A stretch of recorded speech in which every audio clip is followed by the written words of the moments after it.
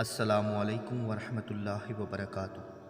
دوستو، دین اسلام نے ہمیں بہت سے ایسے اعمال سے بچنے کے اوپر قرآن و حدیث میں بہت سے احکامات دیے ہیں۔ آج وہی اعمال عام زندگی کے علاوہ بھی اس پوری دنیا میں مخصوص ایام پر مبنی ہو چکے ہیں،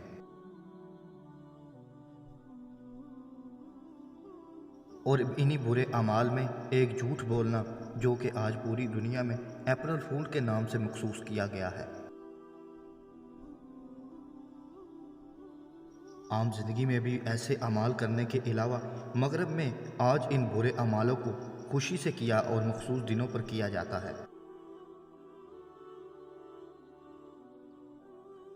آیا قرآن مجید اور احادیث میں جھوٹ کے متعلق ہمیں کیا احکامات ملتے ہیں؟ جیسے کہ سورۃ آل عمران کی آیت میں فرمایا کہ جھوٹوں پر اللہ تعالیٰ کی لعنت کریں۔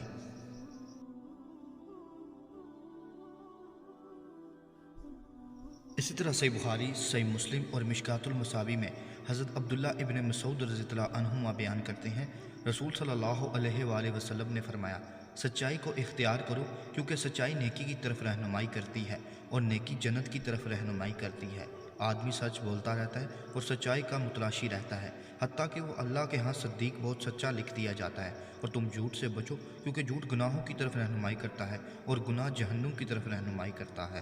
اور آدمی جھوٹ بولتا رہتا ہے اور جھوٹ کا طلبگار رہتا ہے، حتیٰ کہ وہ اللہ کے ہاں جھوٹا لکھ دیا جاتا ہے۔ اور مسلم کی روایت میں ہے، فرمایا، بے شک سچ نیکی ہے اور نیکی جنت کی طرف رہنمائی کرتی ہے، اور بے شک جھوٹ گناہ ہے اور گناہ جہنم کی طرف رہنمائی کرتے ہیں۔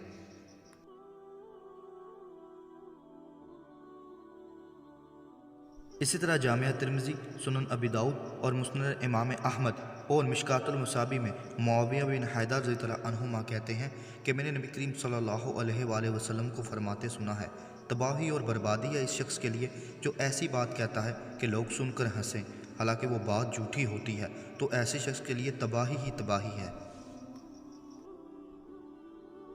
دوستو، اس حدیث سے واضح ہوا کہ اس شخص کے لیے بھی تباہی ہے جو مذاق میں بھی لوگوں کو ہنسانے کے لیے جھوٹ بولے۔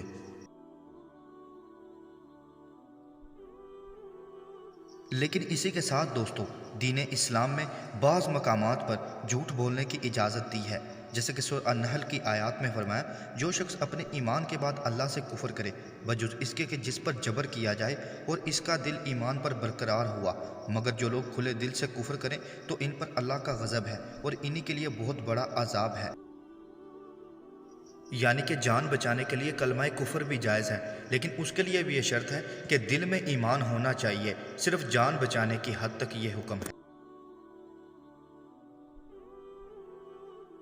اسی طرح صحیح بخاری، صحیح مسلم اور مشکوٰۃ المصابیح میں حضرت ام کلثوم بن عقبہ بن ابی معیط رضی اللہ عنہما بیان کرتی ہیں، میں نے رسول صلی اللہ علیہ وآلہ وسلم کو فرماتے ہوئے سنا، لوگوں کے درمیان صلح کرانے والا شخص جھوٹا نہیں، وہ دونوں سے خیر و بلائی کی بات کرتا ہے اور دونوں کو خیر و بلائی کی بات پہنچاتا ہے۔ امام مسلم نے یہ اضافہ نقل کیا، ام کلثوم رضی اللہ عنہما نے کہا، میں نے انہیں یعنی نبی کریم صلی اللہ علیہ وآلہ وسلم کو 3 امور کے علاوہ کسی معاملے میں جھوٹ بولنے کی اجازت دیتے ہوئے نہیں سنا: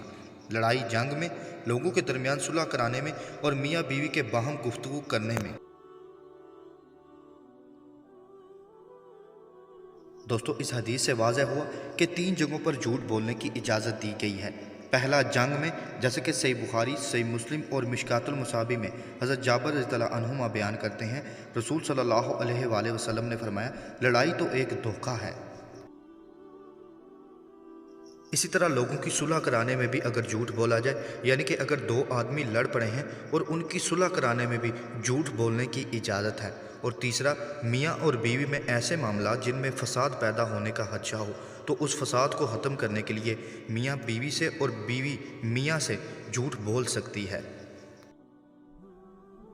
اسی طرح ان احادیث سے غلط مطلب نکال کر بہت سے لوگ بہت سے مقامات پر جھوٹ بولتے ہیں، جیسے کہ میاں اور بیوی کے مابین صرف خاص موقعوں پر ہی جھوٹ بولنا، اور وہ بھی توریتاً، یعنی کہ اشارتاً کہ بات آپ کی سچ ہو لیکن اگلا سمجھنے والا اس بات کو کچھ اور سمجھے۔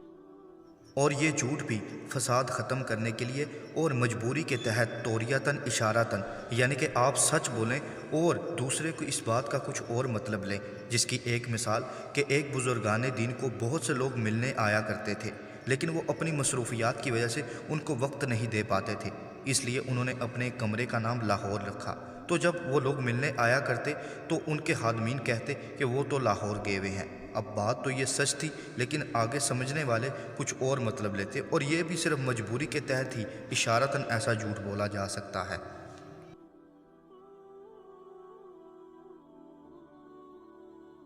اسی طرح سورۃ آل عمران کی آیت میں فرمایا، مومنوں کو چاہیے کہ ایمان والوں کو چھوڑ کر کافروں کو اپنا دوست نہ بنائیں، اور جو ایسا کرے گا وہ اللہ تعالیٰ کی کسی حمایت میں نہیں مگر یہ کہ ان کے شر سے کسی طرح بچاؤ مقصود ہو، اور اللہ تعالیٰ خود تمہیں اپنی ذات سے ڈرا رہا ہے اور اللہ تعالیٰ ہی کی طرف لوٹ جانا ہے۔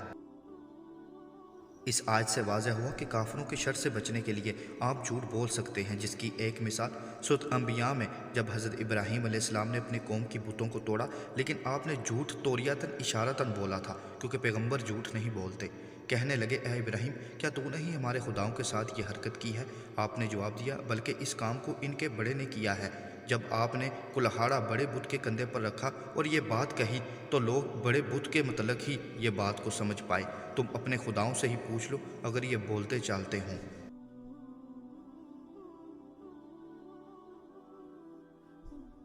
دعا ہے کہ وہ ہمیں اپنے دین کو سمجھنے، اس پر عمل کرنے اور دوسروں تک پہنچانے کی توفیق عطا کرے، اور اللہ تعالیٰ سے دعا ہے کہ وہ ہمیں مغرب کی ایسی مشابہت سے بچائے جس سے ہمارے عقائد کو نقصان پہنچے۔ السلام علیکم ورحمۃ اللہ وبرکاتہ۔